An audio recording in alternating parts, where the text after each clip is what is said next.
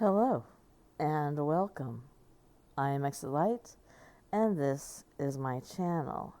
And today we're going to discuss some of the most haunting last words of criminals. Before we get started, let's do the housework. If you are not subscribed, please do so. And if you do, please click the bell so you'll be notified when my content goes live. And please give the video a thumbs up. That really helps my channel. And go ahead and leave a comment. That really helps as well. All right, let's start talking about these last words, shall we? There's something maybe morbidly fascinating about a person's last words. And unfortunately, for most of us, we will not be aware that when we say our last words, that they are our last words. Mine will be, I told you I was sick. But for a death row inmate, by definition, they're going to die. And eventually they're going to know the exact day and time that their death will occur. And they have the time to think about it. Their last remarks are usually prepared. They're often prayers for forgiveness. Sometimes they're apologies to people that they've harmed. Some people have, a gallows sense of humor. Others, they show a sense of the mental illness that may have led them to commit their crime. Whatever the case is, the public is oftentimes drawn to what their last words are. They maybe are trying to look for some sort of understanding or closure. Maybe they want to hear them confess or actually apologize.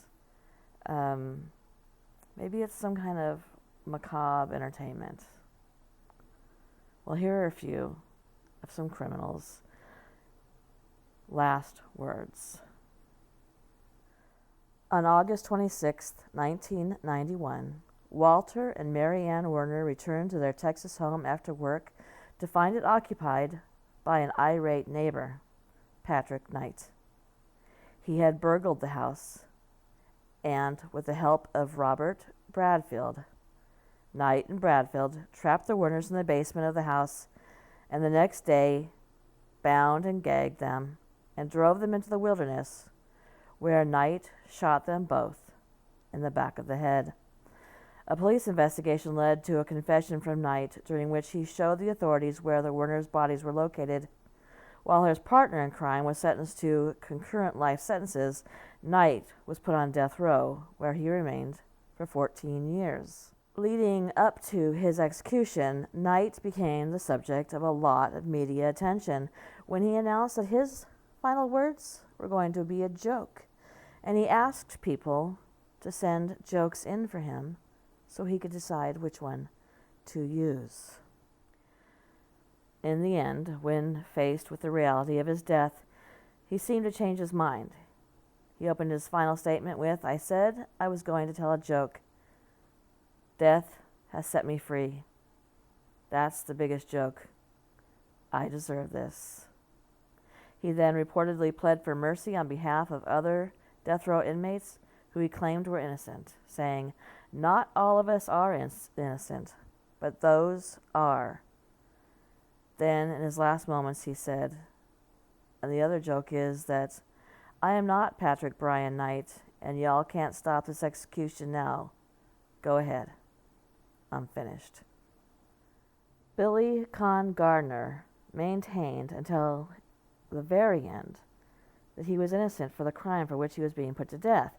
That's something to keep in mind as I tell you this story, since depending on if you believe him or not, it's going to make a difference. It will make his last words and the last words he ever heard either gut-wrenching or absolutely terrifying. In 1995, Billy Gardner was put to death by lethal injection from the murder of Thelma Catherine Rowe, a cafeteria worker at a Texas high school. Gardner conspired with the husband of one of Roe's colleagues and broke into her office while she was counting money. They stole $1,600 and they shot Roe in the chest. Roe passed away from her injuries 11 days later.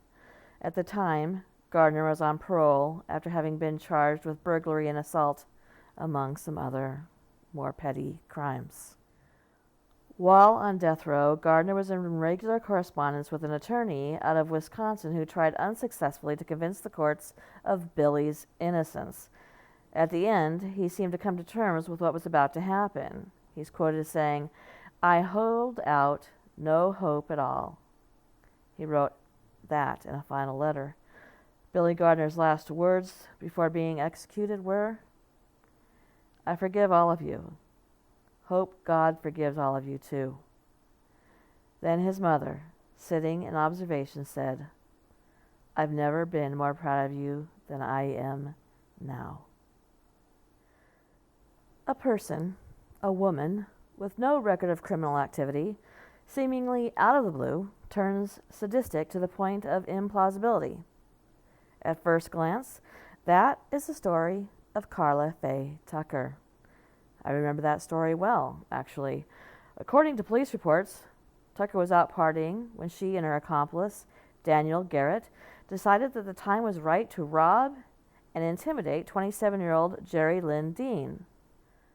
Having stolen the keys to Jerry's apartment, they entered, and Karla Tucker took a picksack to his head and his body 28 times, later telling the police that she received a sensual thrill with every blow.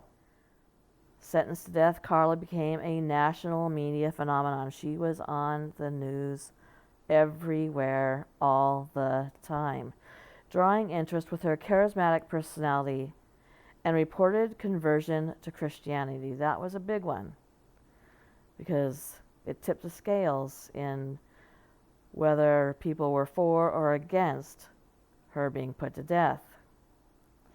The New York Times said there's an argument to be made that her sentencing even caused a dip in Texans' approval of the death penalty. In 1998, Tucker died by lethal injection, the first woman executed by the state of Texas in over 20 years.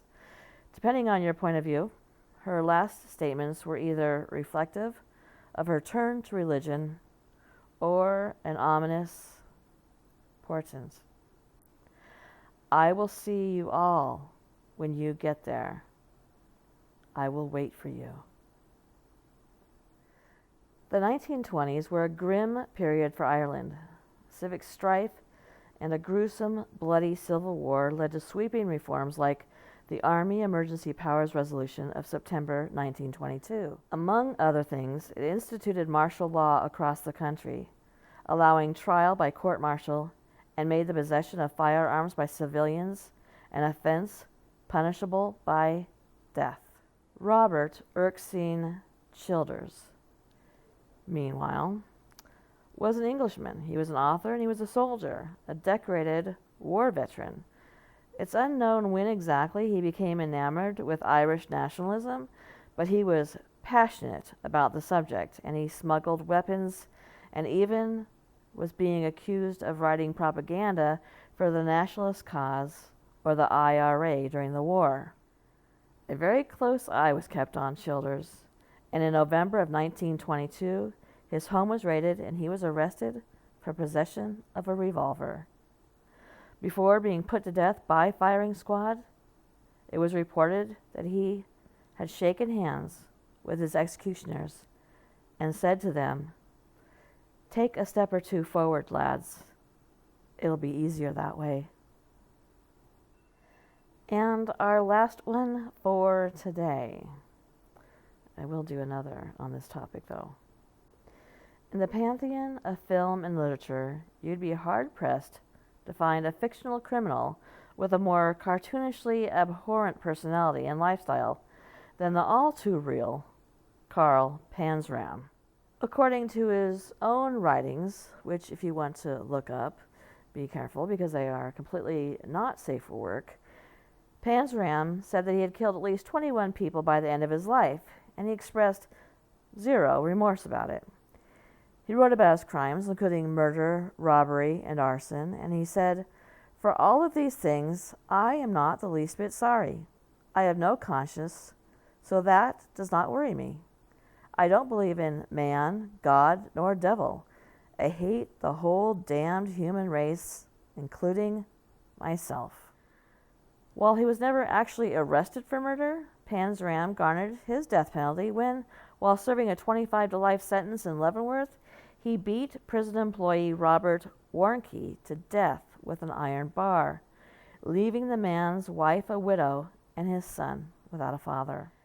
At his hanging on the 5th of September, 1930, Carl Panzram kept true to form, spitting in the face of the man who put the bag over his head just before the execution started. He was asked if he had any last words, and his response was, "Hurry it up, you hooser bastard. I could kill 10 men while you're screwing around."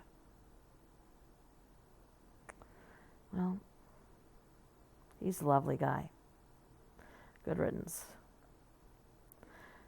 Thank you for coming to my channel, and keep a lookout for the second part of this series. Good night.